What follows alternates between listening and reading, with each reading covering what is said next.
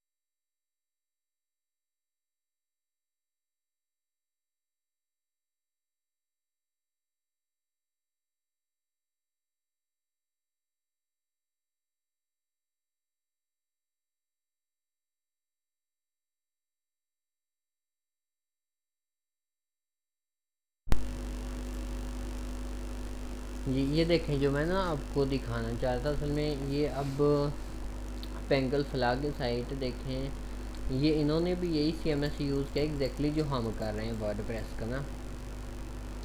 दूसरी चीज़, अगर आप इंश्योर करना हो कि ये थीम प्लगइन्स कौन से यूज़ कर रहे हैं बाइट से, क्योंकि हम डायरेक्टली नहीं देख सकते हर बंदा कौन सी थीम को यूज़ करता है।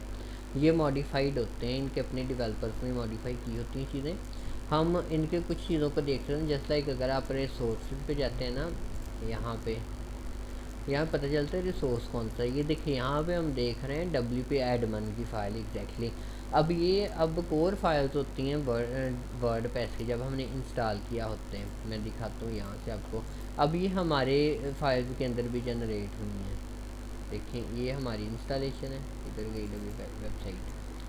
ठीक है, यहाँ पे देखें, ये देखें WP एडमन की और कंटेंट की। कंटेंट के अंदर एग्जैक्टली सारे थीम्स पड़े होते हैं, थीम और प्लगइन पड़े होते हैं, और एडमन के अंदर दूसरे फीचर्स होते हैं, इनकी सारी फाइल्स होती हैं वर्डप्रेस फ्रेमवर्क की। अब अगर हम इनके फोल्डर को ओपन करते हैं ना, WP कंटेंट वाले को, देखिए यहाँ पे इस पेज के रेलिवेंट जो रिसोर्सेज चीज़ें वो शो होगी। यहाँ पे इनका लोगो है। अगर मैं लेट्स सपोज इसको पेज पर जो है वो शिफ्ट कर लेता हूँ मेन पे,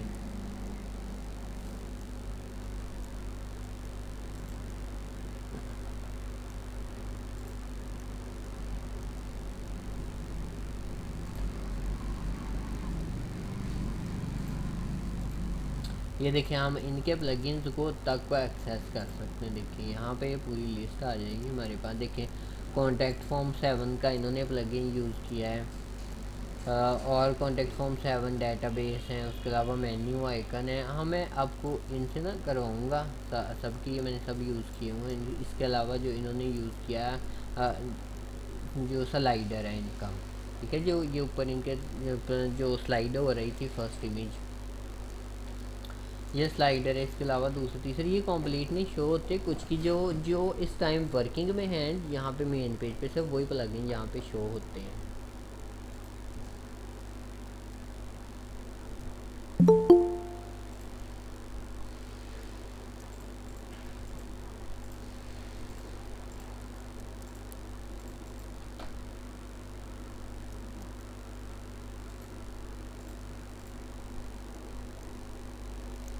चलिए इधर तक कोई किसी का कोई क्वेश्चन हो तो पूछें अब।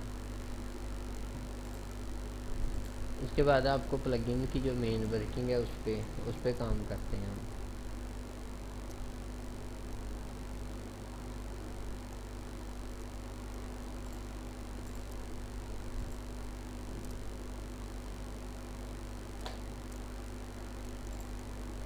ये असल में इस तरह हमारी साइट इसलिए शो हो रही है क्योंकि ये हमारा कवर जो है ना, वर्डप्रेस का कवर थीम लगा हुआ है। हम इसको अगर चेंज करेंगे तो ये जो है सारी डिज़ाइनिंग हमारी बदल जाएगी। जस्ट लाइक हमारा सिंपल पेज जो है एक बना हुआ है, बाय डिफ़ॉल्ट इन्होंने दो पेज बनाए होते हैं। तो एक सिंपल पेज का है तो उसको हम एक्सेस कर सकते हैं, और वो मेन्यू में इन्होंने लगाया हुआ है यहाँ पे। और ये जो हेलो वर्ड आपको शो हो रहा है, ये असल में एक पोस्ट है जो उन्होंने हमें करके बाय डिफ़ॉल्ट बता दी है कि ये इस तरह आप पोस्ट कर सकते हैं। हम इनको मॉडिफाई करके चेंज करके कुछ भी इनकी जगह पे लिख सकते हैं। इवन कि इनको डिलीट करके हम अपनी मर्ज़ी की पोस्टें यहाँ पे करेंगे, ठीक है ना। ये जस्ट फॉर इन्होंने हमें बताया होता है कि आप स्टार्टिंग में किस तरह पेजेस आप रिव्यू कर सकते हैं। स्टार्टिंग में अगर कोई नॉन टेक्निकल बंदा है उसके लिए सारी चीज़ें इन्होंने की हैं। देखें अगर ये थीम अप्लाई कर लेते हैं तो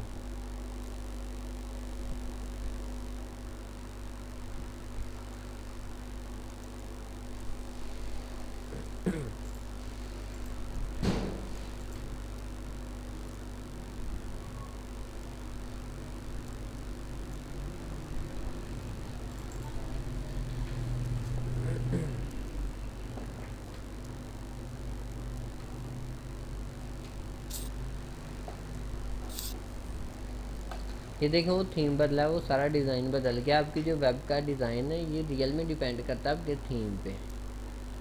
ये थीम का डिज़ाइन कौन सा है, अगर हम मैं आपको एक मार्केट दिखाता हूँ थीम्स की ना।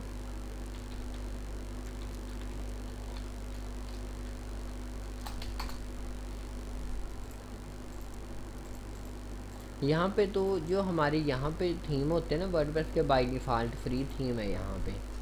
तो उनके अंदर भी अगर हम कोई थीम सेलेक्ट करते हैं तो एग्जैक्टली उस उन्हीं जो उन्होंने अपना डिज़ाइन डिफ़ाइन किया होता है उसी तरह की साइट हमारी बन जाती है।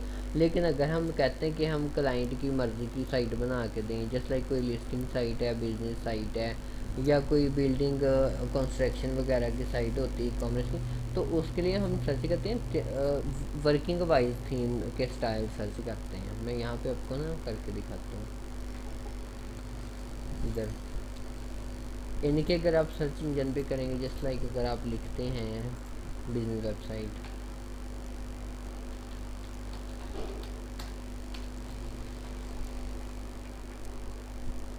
लेकिन जो बिज़नेस से रेलिवेंट थीम है इनके, सॉफ्ट बिजनेस है, तो इस तरह के काफ़ी नामों से अब इसी तरह की साइट बनेगी। लेकिन फ्री वाले थीम्स में कुछ इश्यूज आते हैं, वो इश्यूज हम आगे जाके डिस्कस करेंगे।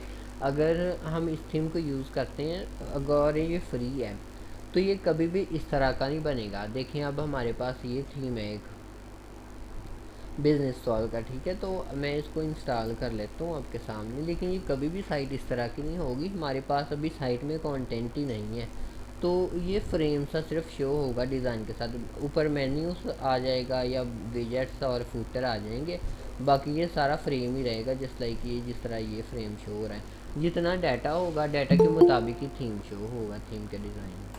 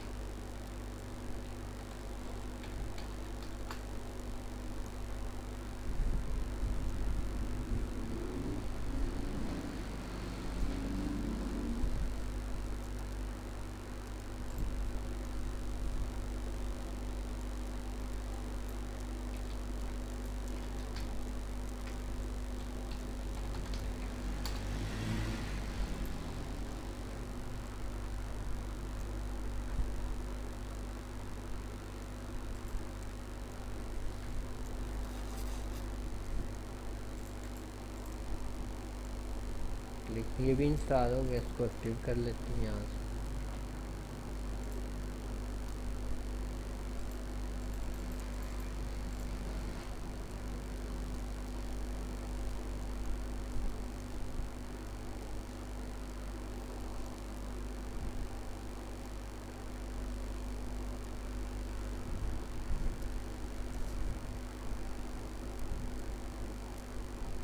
अच्छा देखिए, जब भी मैंने ये प्लग ये थीम जो इंस्टॉल किया, इस थीम की कुछ रिकमेंडेशंस हैं।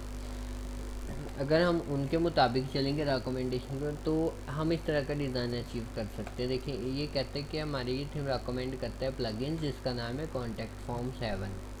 ठीक है, अब ये एग्जैक्टली कॉन्टैक्ट फॉर्म 7 बैंकलफला में भी यूज़ हो रहा है उनकी वर्किंग के अंदर। तो इसको यूज़ करते हैं आज। प्लगइन्स, एक तो प्लगइन्स का रिव्यू हो जाएगा, दूसरा एक प्लगइन की वर्किंग का पता चल जाएगा, तीसरा हम इसको थीम थीम जो इसको रेकमेंड करता है, क्योंकि थीम ने इसको इंटीग्रेट किया होगा ना इसके फॉर्म को, इस वजह से अगर हमें इस थीम को एक्टिव करना है तो हमें साथ ही प्लगइन भी करना पड़ेगा। इसका डिज़ाइन मैं आपको दिखा देता हूँ अब।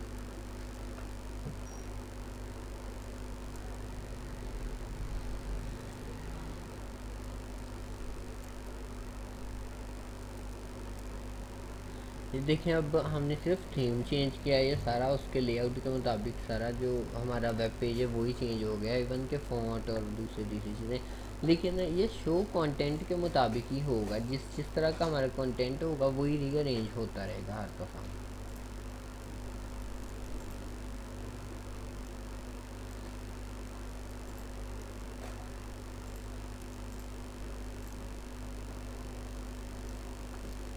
अच्छा, ये अब रिकमेंड करता है हम इसको इसी प्लगइन को इंस्टॉल करते हैं, लेकिन प्लगइन्स में जाकर, ताकि आपको कुछ थोड़ा सा आइडिया भी हो जाए, यहाँ से डायरेक्टली भी हो सकता है। ये बाकी जो है ना, देखें सर, जो पोस्ट है, मीडिया पेजेस है, ये मैंने उस दिन बताया था एक्सप्लेन में, जो ये सिर्फ कॉमन फीचर्स हैं। जिस तरह पेजेस है तो सारे पेजेस यहाँ से मैनेज होंगे, पोस्टें वगैरह, मीडिया, वेबसाइट का सारा मीडिया मीडिया से मैनेज होता है। आने वाले कमेंट्स जो हैं वो कमेंट सेक्शन से, यूज़र्स में से जो सारे यूज़र्स बनते हैं वेबसाइट के अंदर, इवन के जो आने वाले सब्सक्राइबर होते हैं, सब्सक्राइबर के अलावा क्लाइंट्स हैं, उनके अलावा जो मैनेजर है, एडमिनिस्ट्रेटर, वो सारे इधर से रोज़ उनके डिफ़ाइन होते हैं। तो जो टूल्स और सेटिंग्स हैं, टूल्स के अंदर इन्होंने जो है मोस्टली इम्पोर्ट एक्सपोर्ट के टूल्स हैं इसके अंदर। ठीक है, अगर हमारी साइट बन जाती है तो हम उसके डाटा को इम्पोर्ट या एक्सपोर्ट करवा सकते हैं। सेटिंग्स के अंदर हमारी वेबसाइट की मेन सेटिंग्स होती हैं कि हमने पेजेस को मैनेज किस तरह करना है, किसको पहले दिखाना है, किसको बाद में दिखाना है, इनके यूआरएल कौन से होंगे, जो मेजर सेटिंग्स हैं इसकी। यहाँ पे हेडर्स वगैरह चीज़ें मैनेज होती हैं इनकी। जस्ट लाइक यहाँ पे अगर रीडिंग में जाता हूँ तो हेडर में जो कंटेंट लिखा होता है, ये जो टैब के ऊपर यहाँ पे लिखा है ना, plugin WP WordPress, website WordPress, ये इस तरह की चीज़ें यहाँ पे सेटिंग से मैनेज हो जाती हैं। अच्छा देखिए, मैं प्लगइन में हूँ, तो अब प्लगइन के अंदर हमारे पास तीन चीज़ें आ रही हैं। एक तो install plugin, add new plugin और प्लगइन फाइल इन एडिटर। ठीक है, अगर तो आप अच्छे एडिटर हैं, आप प्लगइन्स को मॉडिफाई भी यहाँ से खुद ही कर सकते हैं। इन्होंने जो भी चीज़ दी होती है वो ओपन सोर्स होती है। वर्डप्रेस खुद ओपन सोर्स है, वर्डप्रेस के अकॉर्डिंग से चेंज कर सकते हैं। अगर आप थीम्स को देखते हैं, थीम्स के अंदर ये जो थीम फाइल एडिटर है, जो भी थीम एक्टिव है, आप वो थीम ओपन सोर्स होगा आपके लिए। ठीक है, आप उसकी कोडिंग्स को खोल सकते हैं, उसको मॉडिफाई कर सकते हैं। तो ये चीज़ें मैं आपको बारे में बताता हूँ, पहले थीम की सेटिंग आप देख लें, विजुअल सेटिंग चाहिए। अब ये जो बाय डिफ़ॉल्ट मेरे पास प्लगइन है, इन्होंने ये जो बेकार से प्लगइन किए, इनको हम कर देते हैं डिलीट।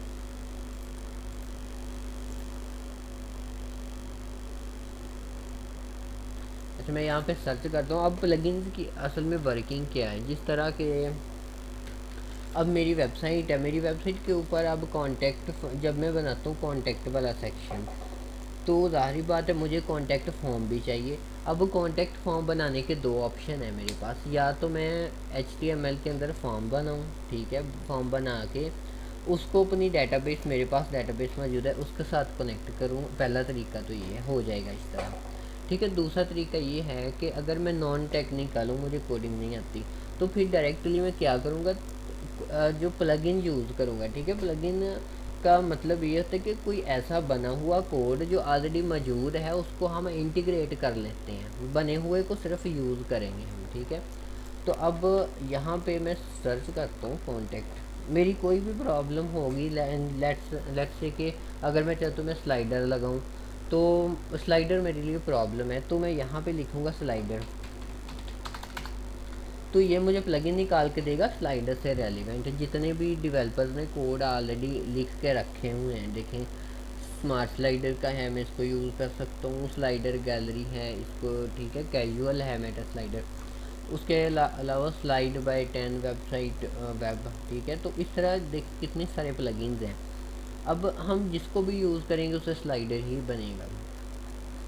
तो इस वक्त हमारी जो प्रॉब्लम है वो है कि हम फॉर्म बनाएं, तो मैं सर्च करता हूँ कॉन्टेक्ट फॉर्म। अब हर फील्ड के अंदर इस तरह है कि कुछ अच्छे लोग हैं किसी की प्रोडक्ट काफ़ी टॉप ट्रेंडिंग पे चलती है, किसी की लो क्वालिटी पे चलती है। अब कॉन्टेक्ट फॉर्म को आप समझ लें कि ये लो क्वालिटी पे है, ठीक है। अब इनका जो है वो फ्री है, अभी ये प्लगइन फ्री है, लेकिन इसके एड ऑन पेड हैं। इसके अलावा अगर आप चाहते हैं कि हाई क्वालिटी का जो फॉर्म बने, ठीक है, जिसके अंदर लॉजिकल फॉर्म होता है, मैं आपको लॉजिकल फॉर्म रिव्यू करवाता हूँ। तो लॉजिकल फॉर्म इसके अंदर नहीं बनता, कॉन्टेक्ट फॉर्म 7 के अंदर। इसके अंदर हमें लॉजिकल फॉर्म बनाने के लिए खुद से कोड राइट करना पड़ता है। तो फिलहाल हम इसकी बेसिक चीज़ों को देखते हैं, उसके बाद हम लॉजिकल की तरफ जाते हैं और फिर देखेंगे कि लॉजिकल फॉर्म को बनाने के लिए कौन सी कंपनी हमें कोई प्लगइन प्रोवाइड करती है। वर्डप्रेस में इस तरह होता है कि ये एक पूरा CMS पहले से बना हुआ है, ठीक है। अब जिस तरह के वर्डप्रेस है, वर्डप्रेस कह रही है जो बैंकल फला है, ठीक है। तो बैंकल फला क्या करेगा, अब बैंकल फला का पेमेंट मेथड है, बैंकल फला ऑफर क्या करता है हमें कि कोई भी बंदा पेमेंट रिसीव कर सकता है और पेमेंट ले सकता है, मेन सर्विस बैंक की ये होती है, ठीक है। तो अगर मैं करता हूँ ना ऑनलाइन काम, मेरे पास वेबसाइट है, तो अब क्या होगा, अब पेमेंट मेथड लगाने के लिए मैं जाऊँगा बैंकल फला के पास, ठीक है। मैं उनको कहूँगा मेरी वेबसाइट है, मैंने ऑनलाइन जो है पेमेंट रिसीव करनी है और पेमेंट सेंड करनी है। तो वो क्या करेंगे, वो मुझे बना के देंगे प्लगइन, ठीक है। अगर उनके पास फैसिलिटी, उनके पास डेवलपर होंगे, वो क्या करेंगे, एक प्लगइन बना के ग्लोबली पब्लिश कर देंगे पेमेंट का, ठीक है। जिसने भी पेमेंट करनी हुई उनका प्लगइन करेगा अपनी वेबसाइट के अंदर इंस्टॉल बैंकल फलाह का, करने के बाद कनेक्टिविटी क्रिएट करेगा अपने अकाउंट के साथ, ठीक है, बैंकल फलाह से।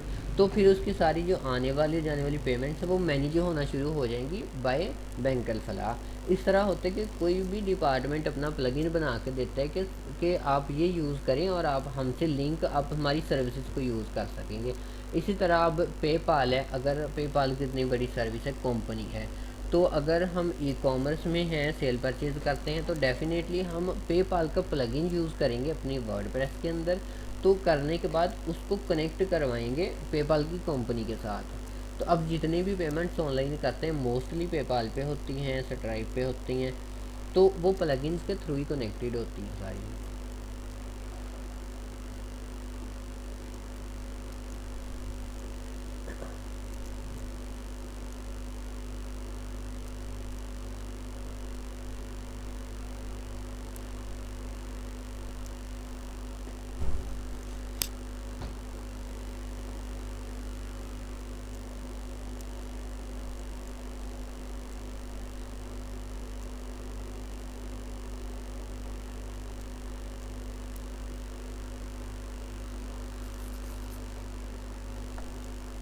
जैसा कि ये मेरा प्लगइन इंस्टॉल हो गया, इंस्टॉल होने के बाद ये जो इंस्टॉल्ड की लिस्ट में आ गया, ठीक है।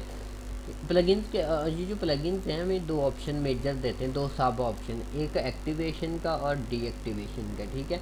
देखिए मैंने प्लगइन इंस्टॉल कर लिया फाइंड आउट करके स्टोर से, तो अगर अब ये एक्टिव है तो यहाँ पे आ रहा है अब डीएक्टिव कर लें। अगर मैं इसको कर दूंगा डीएक्टिव तो ये प्लगइन यहीं पर रहेगा, लेकिन इसकी सारी फंक्शनैलिटी ऑफ हो जाएगी, ठीक है। देखिए मैं अभी इसको डीएक्टिवेट करता हूँ, तो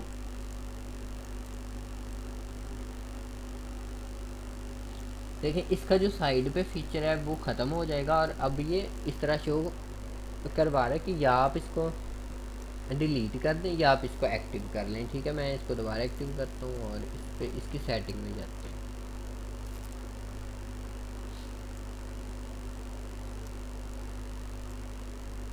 असल में ये देखिए ये शो हो रहा है यहाँ पे कॉन्टेक्ट का ना, देखिए अब अगर मैं इसको डीएक्टिवेट करता ये चला जाता है यहाँ से, पहले ये यहाँ पे था, मैंने इसको डीएक्टिवेट किया, ये यहाँ से रिमूव हो गया। तो अब आप सेटिंग पे क्लिक करेंगे तो यहीं पे चले जाएंगे, आप बेशक यहाँ पे इसके ऊपर क्लिक कर लेंगे।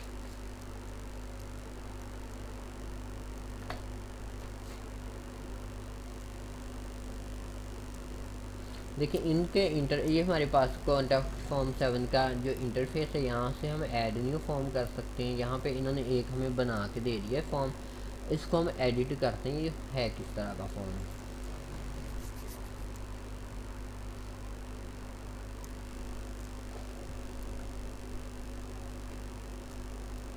देखिए सर यहाँ पे चलते हैं शॉर्ट कोड से कि यहाँ पे प्लगइन बाय प्लगइन जब भी हम कोई काम करते हैं ना, तो यहाँ पे शॉर्ट कोड बड़ी बड़ी अहमियत रखते हैं। तो इन ये हमें हमेशा इन्होंने हमें बिल्ट इन फंक्शन बना के दिया हुआ है। यहाँ पे हम जब भी कोई क्लिक किसी बटन पे, यहाँ पे मैं यूआरएल पे करता हूँ, जो टेलीफोन वाले पे करता हूँ, नंबर पे करता हूँ, तो ये क्या करेगा, एक कोड सा इंसर्ट कर देगा, इसको शॉर्ट कोड कहते हैं। ऑलरेडी कोड इसका पीछे बना हुआ है, सिर्फ कोड इंसर्ट, ये शॉर्ट कोड इंसर्ट होते हैं यहाँ पे, इनकी बेस पे फॉर्म शो होता है।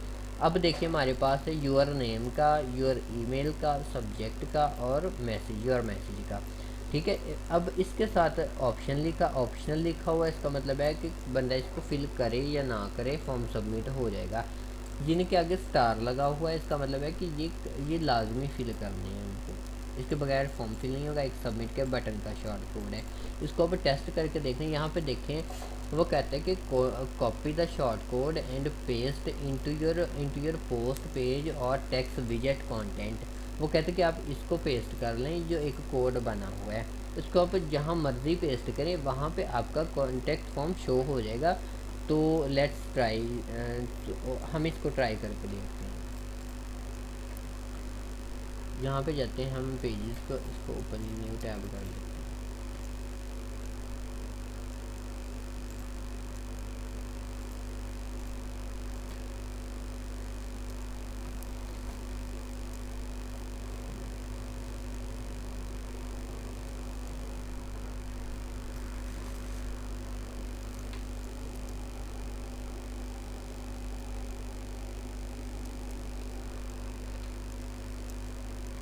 इस पेज में हम लगाते हैं।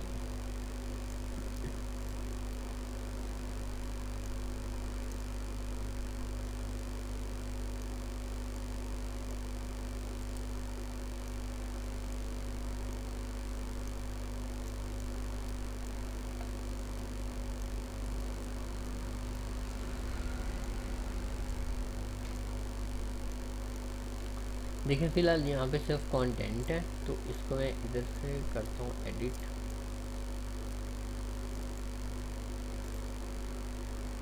लास्ट पे हम इसका ना कोड पेस्ट करते हैं, देखते हैं शो होता है कि नहीं यहाँ पे।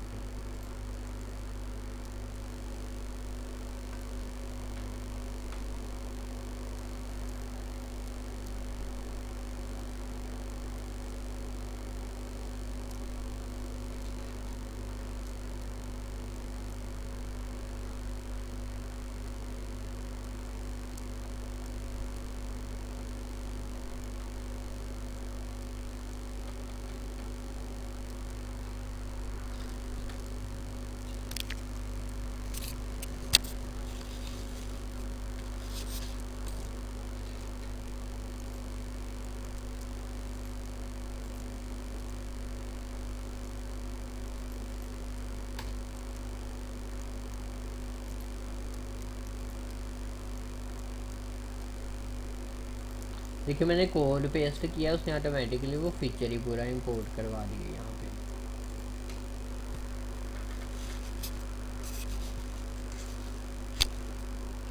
Page updated.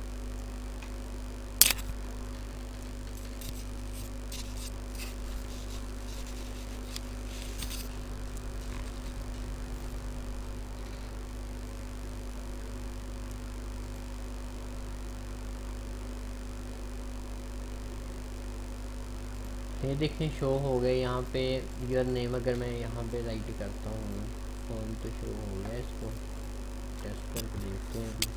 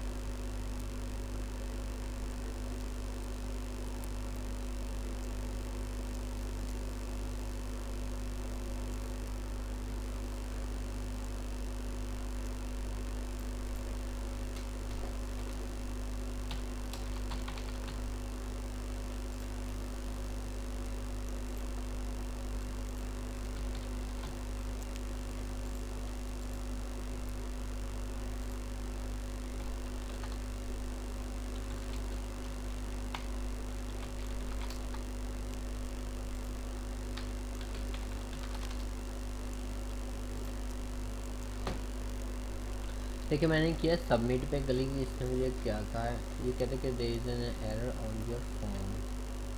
मेरे से इसने मेरी ईमेल में गलती निकाल ली।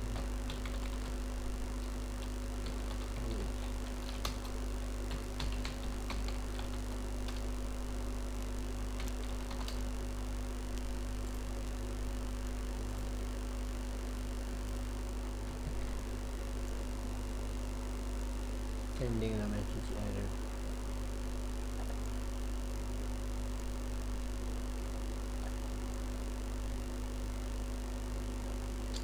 चलिए बहरहाल इसका कोई इशू होगा, हम देखते हैं इसके। ये जो चीज़ें आ रही हैं there is an error to sending the message, तो ये चीज़ें कहाँ से जनरेट हो रही हैं, क्या हम इनको एडिट कर सकते हैं या नहीं कर सकते। देखें अगर हम आते हैं ना वापस प्लगइन्स की सेटिंग में, तो एक मैं इसका इशू आपको और बताता हूँ।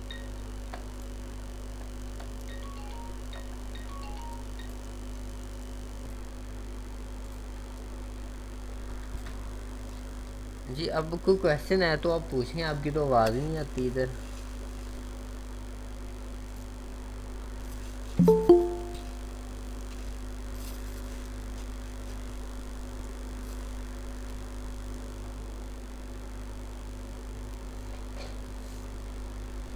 जी अस्सलाम वालेकुम सर।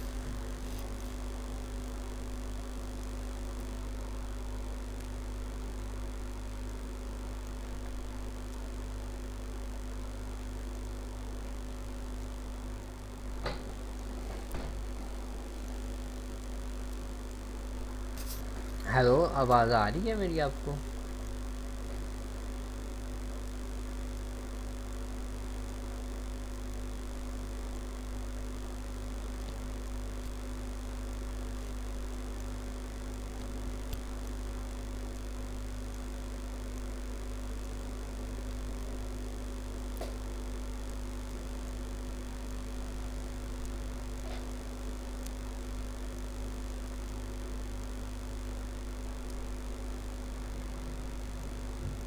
हेलो।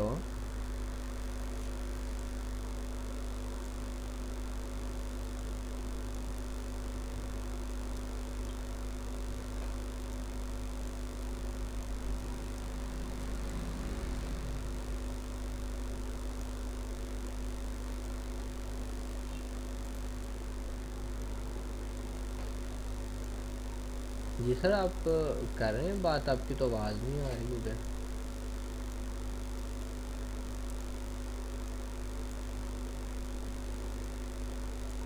चलिए मैं रिकनेक्ट करता हूँ इधर से दोबारा।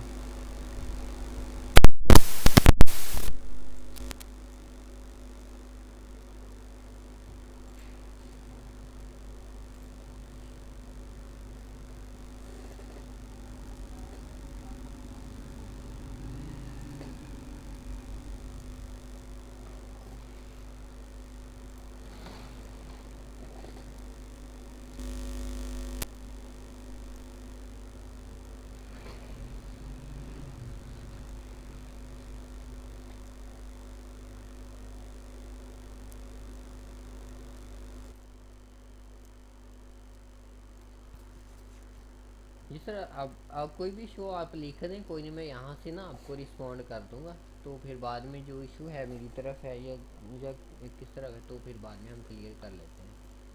ठीक है, तो मैं यहाँ पे था कि आप यहाँ पे हमारा फॉर्म तो क्लियर शो हो गया। ठीक है, मैं कह रहा था ये इन चीज़ों को किस तरह हम मैनेज कर सकते हैं। तो देखते हैं इनके हमारे पास ना इन प्लगइन्स की कुछ सेटिंग आ रही हैं। ये इशू का मैं आपको बताना चाह रहा था क्यों शो हो रहा है, क्योंकि हम इस टाइम ऑफलाइन है। ठीक है, ये सर्वर्स पे काम करते हैं, ऑनलाइन सर्वर पे। जस्ट लाइक के अगर हम कोई मैसेज करते हैं, कोई यहाँ पे फॉर्म फिल करता है, तो ये कहाँ पे जाता है, ये जाता है ईमेल पे। ठीक है, मैं दिखाता हूँ ये किस मेल पे जाता है। इनकी यहाँ पे सेटिंग जो होती है, देखिए ये जाता, ये जाएगा हमारे ईमेल के ऊपर। ठीक है, तो ईमेल, मैं इस टाइम ऑफलाइन हूँ, तो ऑफलाइन इस ऑफलाइन पे तो ये ज़ाहिर बात है एरर देगा यहाँ पे। तो इसके अलावा मैं एक और इसका एड ऑन इंस्टॉल करके देखता हूँ, एक तो प्रैक्टिस हो जाएगी, दूसरा इस मसले को हल करके देखते हैं होता है या नहीं। यहाँ पे जब ईमेल जाती है तो यहाँ पे बाकायदा मेंशन होता है कि किसकी तरफ से गई है, फ्रॉम टू और फ्रॉम आता है। ठीक है, फ्रॉम पे हम इन मोस्टली इन सारी चीज़ों को कट करके लिख देते हैं हमारी कंपनी का नाम। जिस तरह हमारी कंपनी जो हमने बनाई है साइट ये लिखी है WP वेबसाइट टू, इस पे चला जाता है, ठीक है। सब्जेक्ट फ्रॉम, ये इसके आगे हम इसको, इसका लेआउट जो है ना,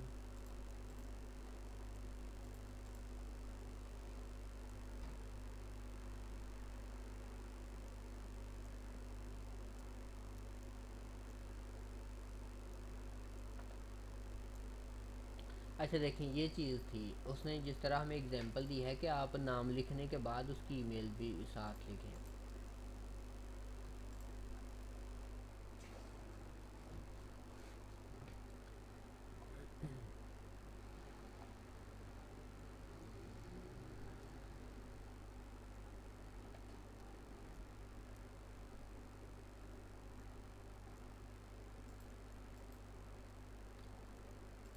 देखिए यहाँ पे मैं लिखता हूँ फ्रॉम WP वेबसाइट, यहाँ पे मैं डालता हूँ इस तरह ब्रैकेट्स, उसमें लिखता हूँ info@gmail.com, ठीक है। इसका मतलब है कि जिसको जाएगी वो ऊपर आ जाते, जिसकी तरफ से जाएगी साथ उसकी ईमेल आ गई, ठीक है। सब्जेक्ट के अंदर कुछ भी लिख सकते हैं, यू हैव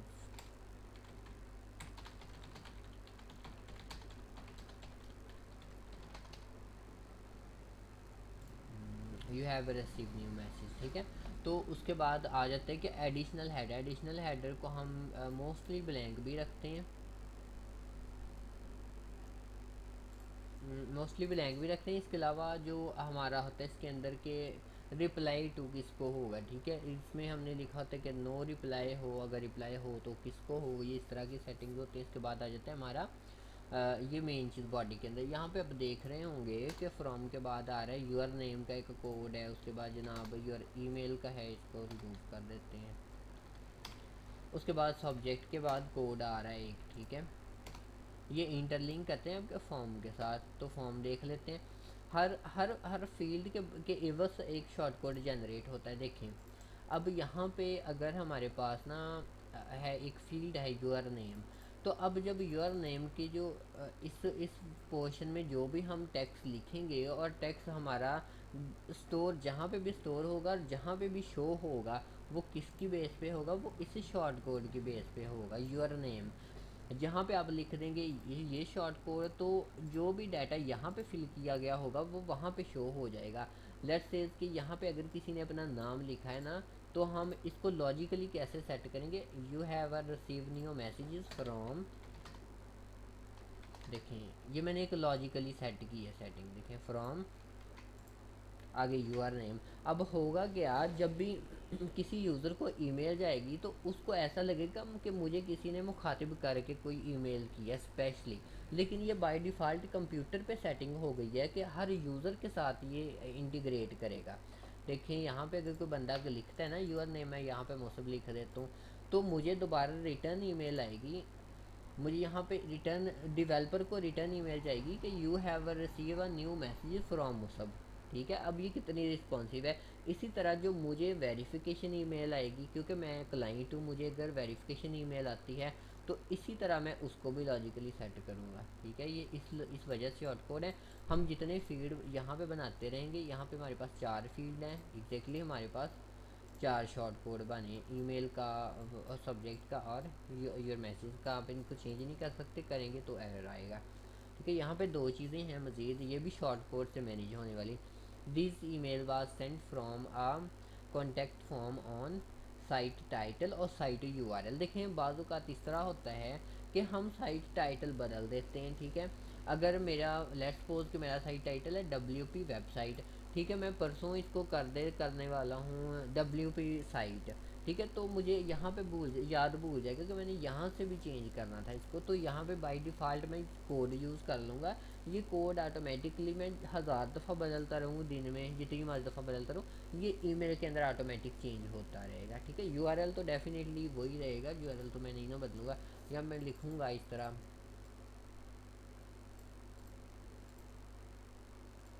साइट टाइटल ऊपर आ जाएगा, ठीक है। यहाँ पे मैं लॉजिकली सेटिंग करूँगा,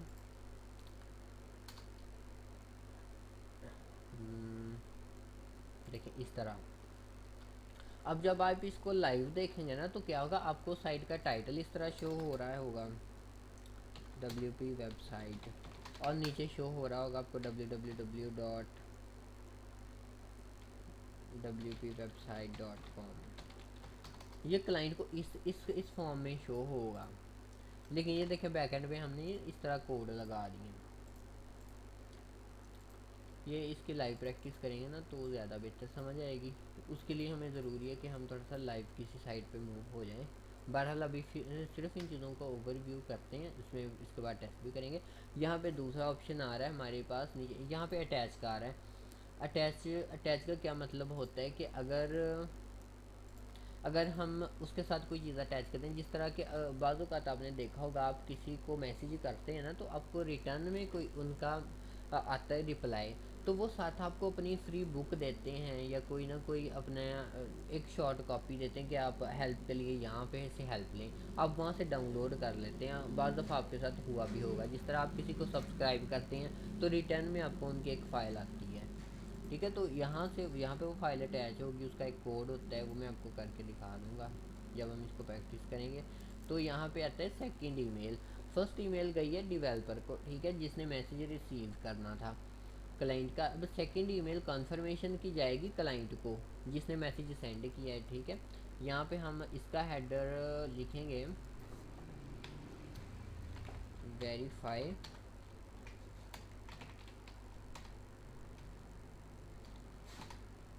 हेलो। यहाँ पे मैं लिखता हूँ यूर नेम। ठीक है, प्लीज़ वेरीफाई योर इंफॉर्मेशन।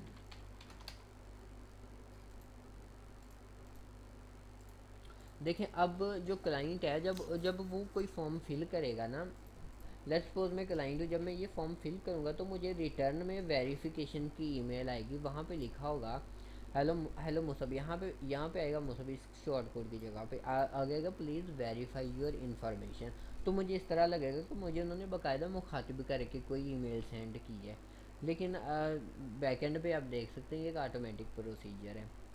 ये मैंने आपको बताया, ये आप यहाँ पे चेंज कर सकते हैं। ये बेशक आप रिमूव कर दें, ये रिप्लाई के लिए होता है। ये मैसेज है, मैसेज के अंदर में उसकी सारी डिटेल फिल करेंगे। देखें इसका ईमेल, योर नेम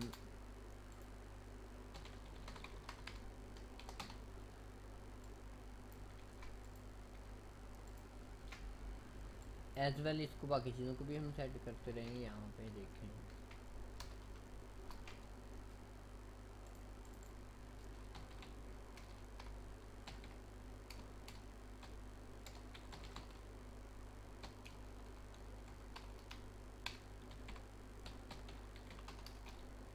और योर मैसेज।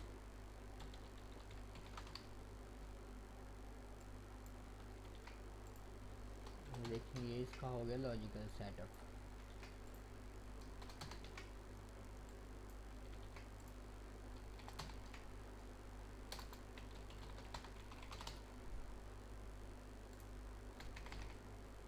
यहाँ पे आप नीचे कोई भी कॉपीराइट लिख सकते हैं, अपने ट्रेडमार्क शो करवा सकते हैं, वो आप पे है।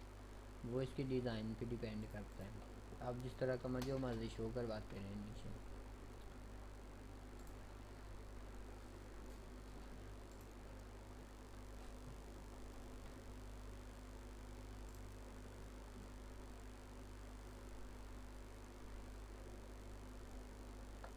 सर बताएं अगर इधर तक कोई क्वेश्चन है तो पूछ लें, ताकि कोई मिसअंडरस्टैंडिंग जो है वो क्लियर हो जाए।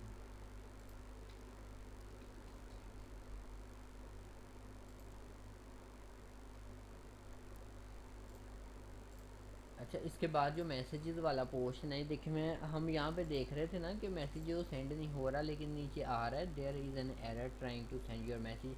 कैप्चर करते हैं क्यों शो, कहाँ से शो हो रहा है, कहाँ पे लिखा हो इतनी चीज़।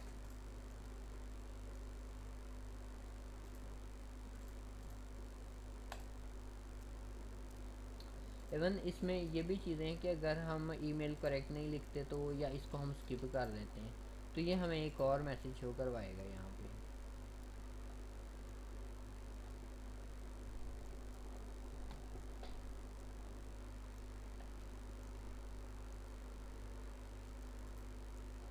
ये देखें, इसने कहा कि योर फील्ड रिक्वायर्ड वन और मोर फील्ड हैज़ एन एरर। देखिए ये सारी चीज़ें अब मैनेज करते हैं इनको भी।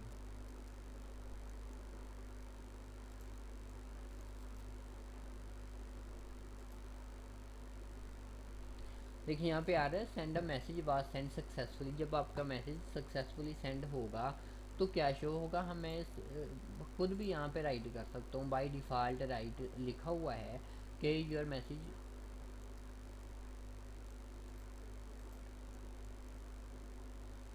Thank you for your message it's has been send. ठीक है, अगर हमारे पास कोई, ये देखें अगर एरर आया था, there was an error trying to send your message.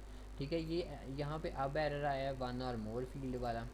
ठीक है, अगर वैलिडेट एरर, वैलिडेशन अगर आपकी कोई वैलिड नहीं है चीज़, यहाँ पे हमारी ईमेल वैलिड नहीं थी, हमारा नेम वैलिड नहीं था। ठीक है, तो ये एरर आ गया। इसी तरह बाकी सारे एरर हैं, अगर ये ज़्यादा टाइम लेता है, सेंड नहीं होता, या ज़्यादा मैक्सिमम फ़ाइल आप कोई अटैच कर देते हैं, उसके लिए ये सारा इन्होंने बाय डिफ़ॉल्ट चीज़ें सेट की हुई हैं। अब ये आप इनको ना रिव्यू कर सकते हैं, यहाँ से आप चेंज भी कर सकते हैं अपनी मर्ज़ी से। सर यही सेटअप था। अब ये तो है ना सिर्फ कॉन्टैक्ट फॉर्म 7 का सेटअप। अब हम देखते हैं कि अगर कोई मैसेज करता है तो वो रिसीव कहाँ पे होता है। एक तो था बज़रिया ईमेल हमें पहुंच जाएगा, ठीक है, लेकिन कभी इस तरह होता है कि ईमेल का सर्वर डाउन होता है और हमें मैसेज सेंड ही नहीं होता, रिसीव ही नहीं होता, या वहाँ पे मैसेज स्किप हो जाता है या हमारी ईमेल से डिलीट हो जाता है। तो हम क्या करते हैं, तो उसके लिए एक ऐसा मेथड यूज़ करते हैं जिससे पूरी हिस्ट्री बनती रहती है।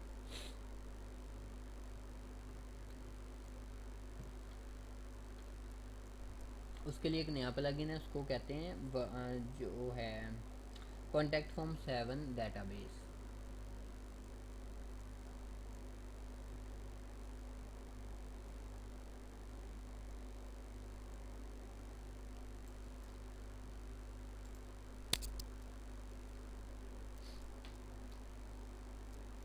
अब इसी तरह होता है कि आपको जितनी फीचर्स या फंक्शंस चाहिए होते हैं, आप उनके ना कोई थीम पहले उसका तलाश करते हैं, प्लगइन तलाश करते हैं कि इस वर्किंग का कोई प्लगइन है भी या नहीं।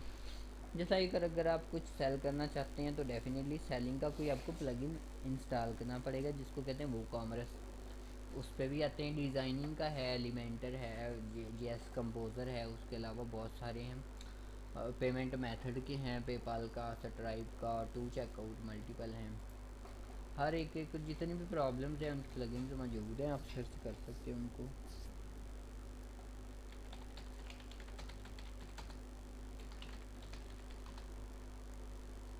अब हर फील्ड का, हर प्रॉब्लम का एक एक प्लगइन नहीं है, इनके बड़े अच्छे अच्छे प्लगइन्स भी मौजूद हैं, लेकिन वो पेड होते हैं। जैसा कॉन्टेक्ट फॉर्म पे हम बाकायदा टेस्टिंग करेंगे, इसका एक बड़ा अच्छा प्लगइन है WP फॉर्म का, वो परचेज़ करना पड़ता है, मेरे पास मौजूद है, आपको प्रोवाइड भी कर दूंगा। ये वाला आपको WP फॉर्म यहाँ पे तो मौजूद है फ्री वाला, लेकिन यहाँ पे एंट्री नहीं रिसीव होती, हम इसको इंस्टॉल तो कर सकते हैं। Contact form 7 database add on.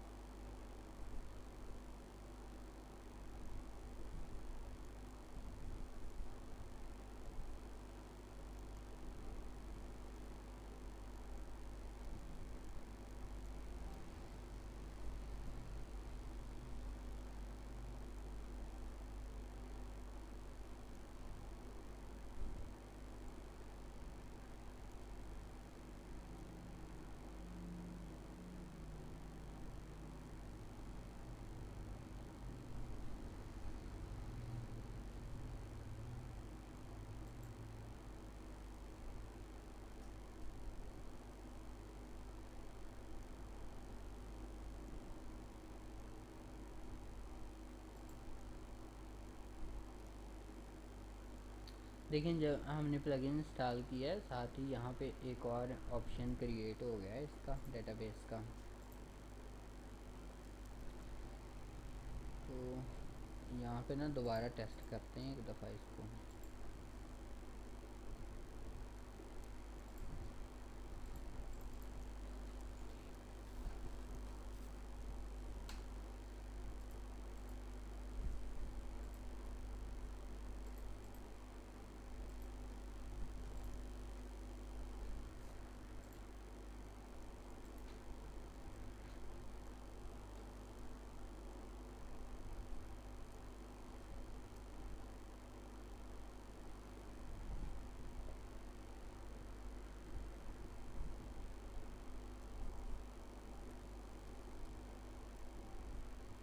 अच्छा यहाँ पे तो आया एरर, देखते हैं डेटाबेस में स्टोरेज हुई है या नहीं इसकी।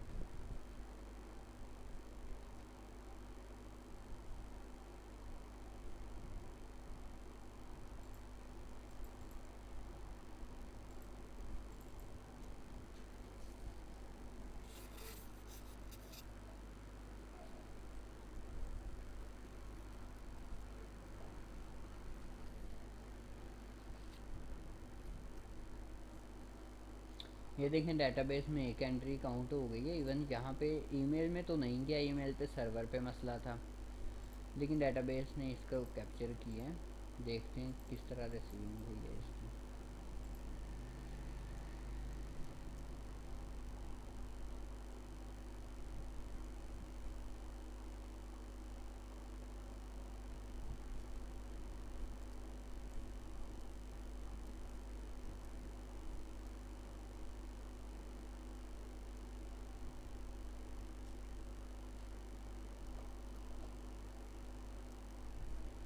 ये देखिए सर, अब टाइम और डेट के साथ हमारे पास एंट्री वसूल हुई है।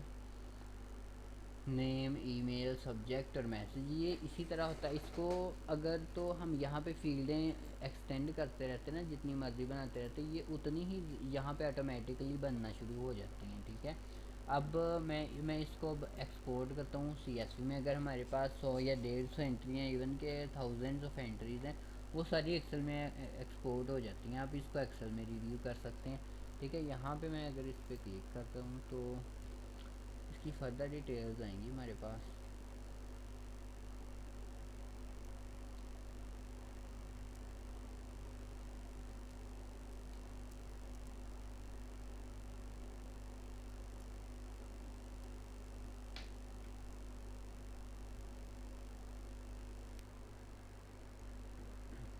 हाँ बस इसने हमें यही डिटेल दिया है, नेम, डेट दे दिया, साथ ही ये चीज़ें, और जो मेन मैसेज बॉडी था। ठीक है, लेकिन इसने तो सिर्फ ये चीज़ें दी हैं ना, लेकिन जो दूसरे कंपनी के प्लगइन्स हैं वो IP एड्रेस देते हैं। उसके अलावा टाइम वो ये बताते हैं मैसेज कहाँ से, क्रोम से हुआ है, ये कंप्यूटर से हुआ है मैसेज या किस डिवाइस से हुआ है, कितने बाद की कितने मिनट पे, डेट, टाइम, IP एड्रेस, हर चीज़ प्रोवाइड कर देते हैं वो।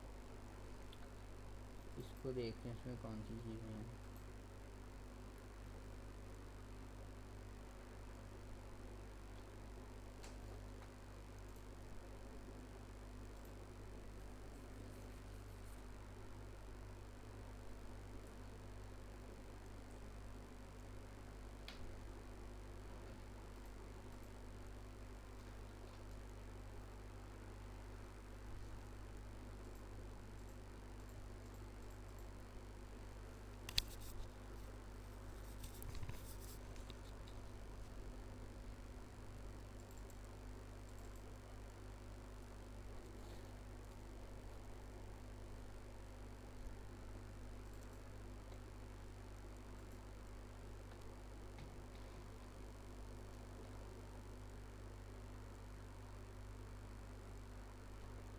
इसने भी एग्जैक्टली वही चीज़ें दी हैं ID के साथ, डेट वगैरह और दूसरी चीज़ें, जो हमारा मेन बॉडी था मैसेज का।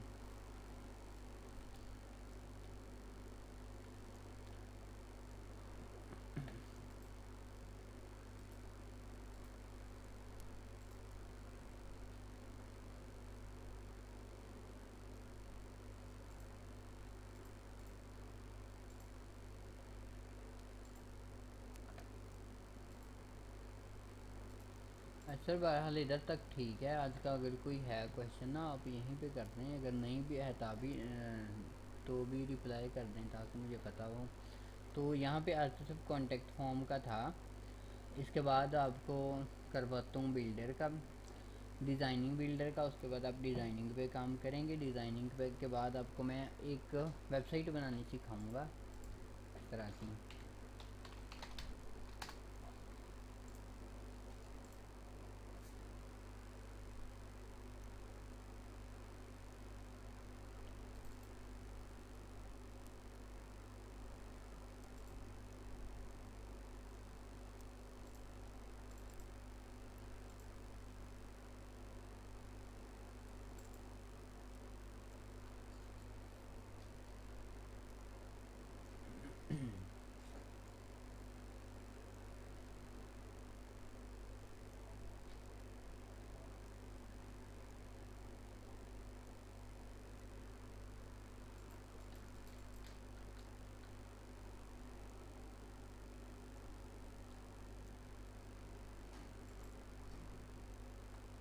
ये देखिए इंशाल्लाह विद इन 2 वीक्स और हैं हमारे।